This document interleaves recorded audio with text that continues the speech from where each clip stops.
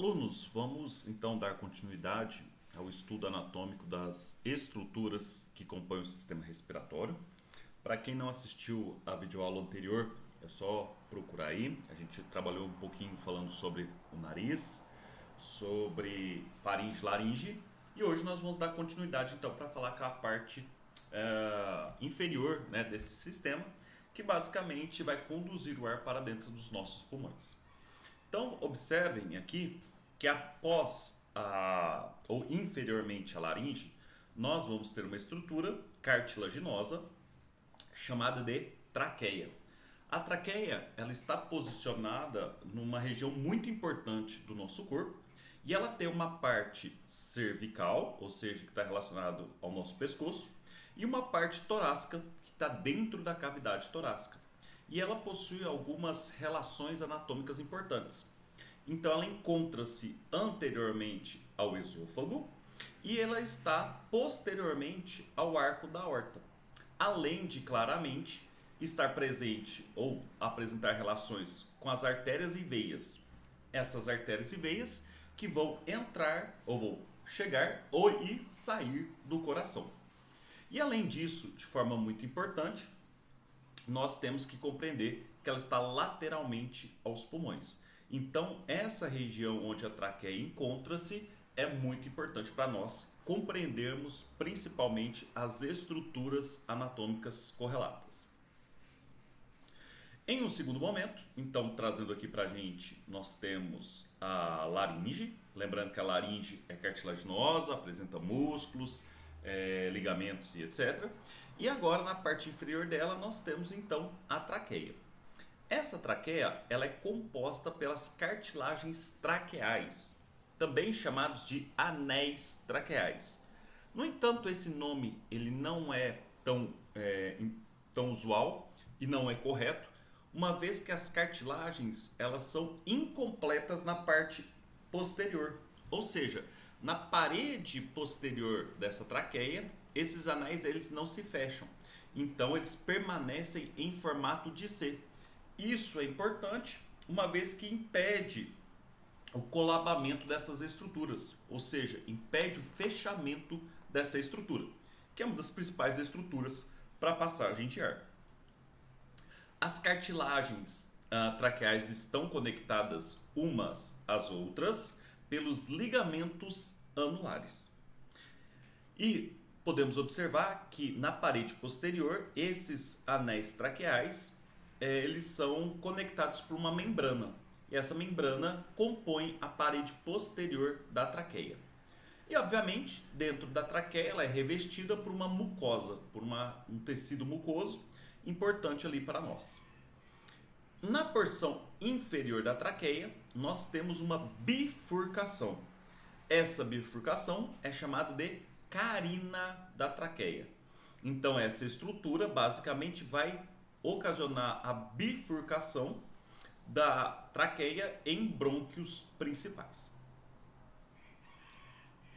Nós podemos observar então aqui num caso que nós temos aqui a traqueostomia. A traqueostomia é um procedimento cirúrgico realizado com cuidados cirúrgicos, ok? Na qual utiliza-se a abertura da traqueia para a colocação, né, para fazer o processamento ou da respiração, basicamente, ao qual vai conduzir o ar para dentro dos pulmões. Então, a traqueia é um dos principais locais que sofre incisão para a passagem desse ar, caso haja alguma obstrução superior aqui das vias aéreas. Nós temos que entender que essa traqueia ela é irrigada por basicamente duas artérias, que é a artéria tireoide superior e a artéria tireoide inferior. Vão fazer a irrigação dessa traqueia. E aqui mostrando para vocês novamente a importância do arco da aorta em relação à traqueia. Além disso, o que nós podemos observar? Que após a bifurcação traqueal, ou seja, a carina da traqueia, existem ramificações. Então, essa traqueia será bifurcada em brônquio principal direito, que é essa pequena estrutura, e o brônquio principal esquerdo, que é essa estrutura aqui que eu estou demonstrando, na parte posterior.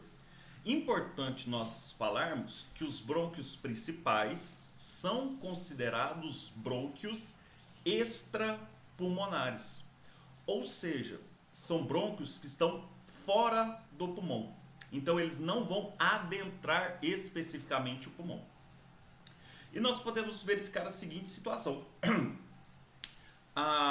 Então aqui nós temos a traqueia na visão superior, ok? Aqui nós temos então a cartilagem traqueal. Aqui nós temos a parede posterior da traqueia. E aqui a gente observa o brônquio principal direito e o brônquio principal esquerdo. Nós podemos observar que temos diferenças anatômicas entre eles. Sendo que o brônquio principal direito, ele é mais vertical, mais curto, no entanto, ele é mais largo. Já o brônquio principal esquerdo, ele é mais inclinado, ele é mais longo, porém ele é mais estreito. Então, em casos de crianças que consigam aspirar algum tipo de objeto que vai para a traqueia, um dos locais possíveis que esse objeto pode vir é para esse brônquio principal direito, ok? Então, observe, ele é bem mais curto comparado com o esquerdo. Além disso, os brônquios principais, tanto direito quanto esquerdo, eles serão ramificados em brônquios lobares. Então, no lado direito, eu tenho o brônquio lobar superior, brônquio lobar médio, brônquio lobar inferior. Enquanto que do lado esquerdo, eu vou ter apenas dois, o brônquio lobar superior e o brônquio lobar inferior. Existe essa divisão, uma vez que o pulmão direito apresenta apenas 3 lobos, que é o lobo superior, médio e inferior. Enquanto que do lado esquerdo, nós vamos ter a presença apenas de 2 lobos, que é o superior e inferior. Então, esses brônquios lobares conduzem o ar para os lobos pulmonares. E claramente, esses brônquios lobares, eles vão ramificar ainda mais e vão se tornar os brônquios segmentares ou terciários. Então, dentro dos lobos, nós vamos ter segmentos. E isso nós chamamos então de brônquios, na verdade, os canais de condução serão chamados de brônquios segmentares. Então, do lado direito, o brônquio lobar superior divide em 3 brônquios segmentares, perdão. Nós temos o brônquio segmentar apical, como o próprio nome diz, que vai para o ápice do pulmão. Nós temos o brônquio segmentar posterior, que vai para a parede posterior do lobo superior, e o segmentar anterior, que vai para a parte anterior do corpo, do pulmão. Então observe que essas 3 estruturas estão distribuídas nessa área que é o lobo superior do pulmão direito. Já o brônquio lobar médio, ele vai ter apenas 2 divisões, que vai ser a lateral, o brônquio segmentar lateral e o brônquio segmentar medial. E por fim, não menos importante, nós temos o brônquio lobar inferior. Esse brônquio lobar inferior será dividido em 5 brônquios segmentares. Sendo que o primeiro, nós temos a presença dele aqui na parte superior, então a gente vai chamar de brônquio segmentar superior. E na visão, ainda nessa visão posterior, nós vamos encontrar a parte principal, que vai ser o brônquio lobar segmentar basilar medial, o brônquio basilar anterior, o brônquio segmentar basilar lateral e o brônquio basilar posterior. Onde que nós conseguimos detectar isso? Então aqui nós temos o lobo inferior. Nesse lobo inferior nós podemos observar principalmente a presença do lobo segmentar superior, lobo segmentar basilar medial e anterior, que está presente aqui, o anterior está presente aqui e aqui também. Nós temos o basilar lateral, que é esse, e o basilar posterior. Assim, dessa forma, nós teremos 10 divisões segmentares do pulmão direito. E do pulmão esquerdo, nós também teremos essa mesma quantidade. No entanto, temos que observar que existem algumas alterações de nome. Então, o lobo superior, ele vai ser dividido em 5 segmentos. O primeiro e segundo são chamados de brônquios segmentares ápico posterior, ou seja, parte apical e posterior. Na terceira divisão, nós vamos ter a parte segmentar anterior. Na 4 e 5, nós vamos ter as língulas. Então, a lingular superior, lingular inferior. E no lobo inferior, nós teremos o segmentar superior, segmentar medial e lateral, basilar lateral e medial, basilar lateral e basilar posterior. Dessa forma, todo o nosso pulmão vai receber uma quantidade adequada de ar. Especificamente, esses brônquios segmentares vão entrar dentro dos seus segmentos, vão se ramificar em estruturas cada vez menores, principalmente tornando-os bronquíolos. Nós podemos observar que nos bronquíolos nós vamos ter diminuição de cartilagem e aumento de tecido muscular liso. E por fim, esses bronquíolos tornam-se o que nós chamamos de sacos alveolares, onde nós vamos ter os alvéolos que vão ser responsáveis pela troca de gases entre o sangue e o pulmão propriamente dito. Além disso, podemos agora falar especificamente do pulmão. O pulmão, ele está localizado ou está apoiado inferiormente ao diafragma e lateralmente e anteriormente pelas costelas, posterolateralmente pelas costelas. E aqui a gente pode observar então que o pulmão apresenta algumas faces. Face é aquela parte do órgão que está em contato ou voltado para uma outra parte.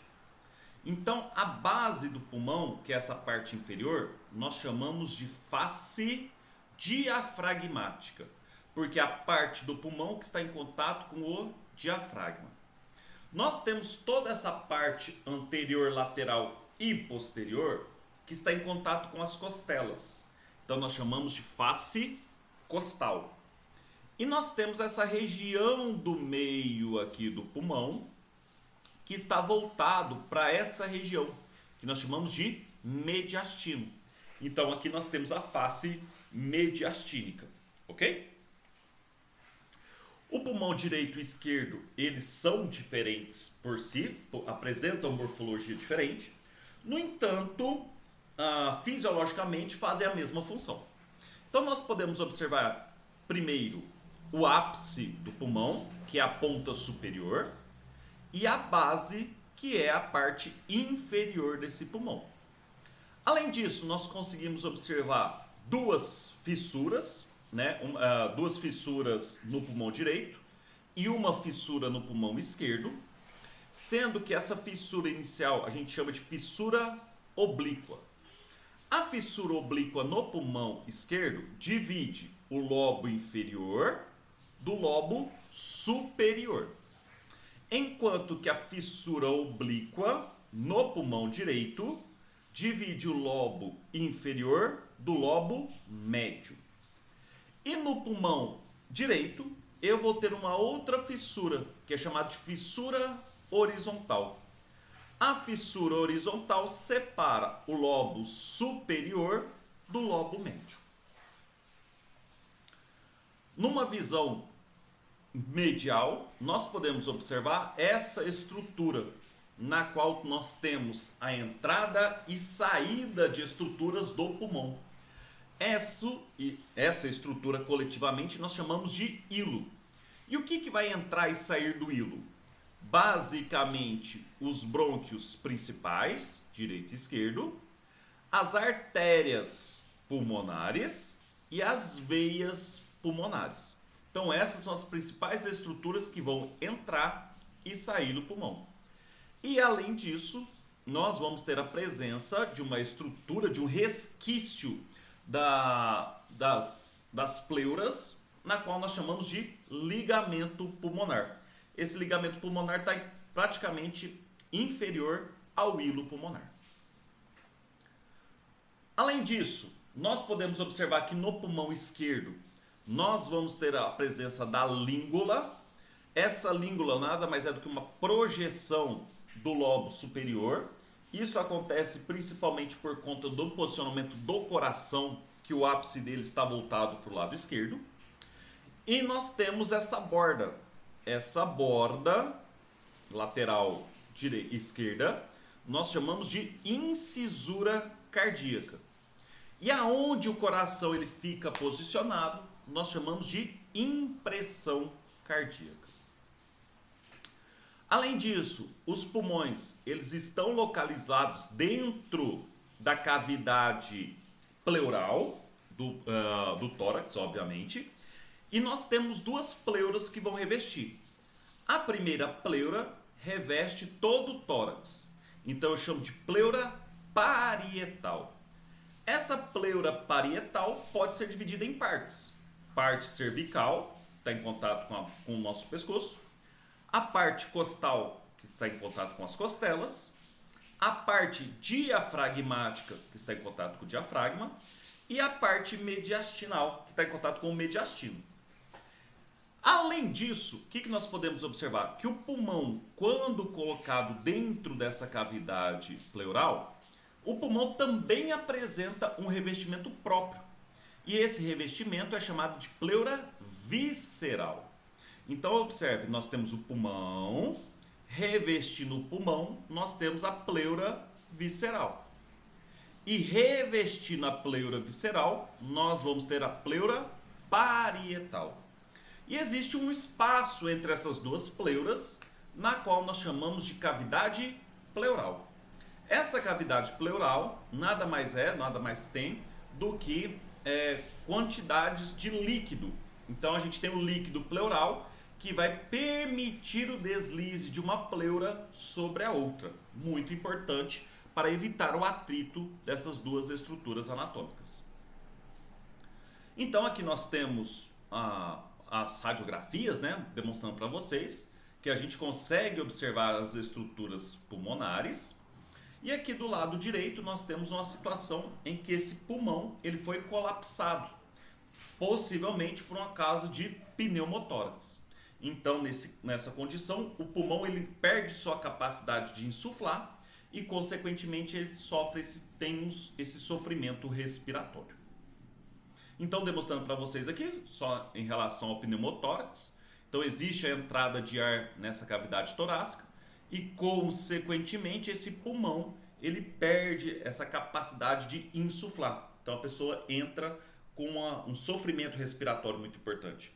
E, nesse caso, existe a necessidade de fazer a drenagem do pulmão. E existe, obviamente, a parte da ausculta pulmonar. Essa ausculta pulmonar ela é realizada em pontos específicos, né? Então, basicamente, inicia-se do lado direito e vai para o lado esquerdo, e do lado esquerdo para o lado direito. Isso serve basicamente para comparar os pontos entre si.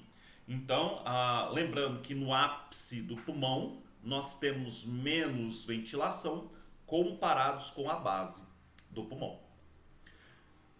Então, pessoas, a nossa aula é essa. Espero que vocês tenham gostado. Até a próxima aula.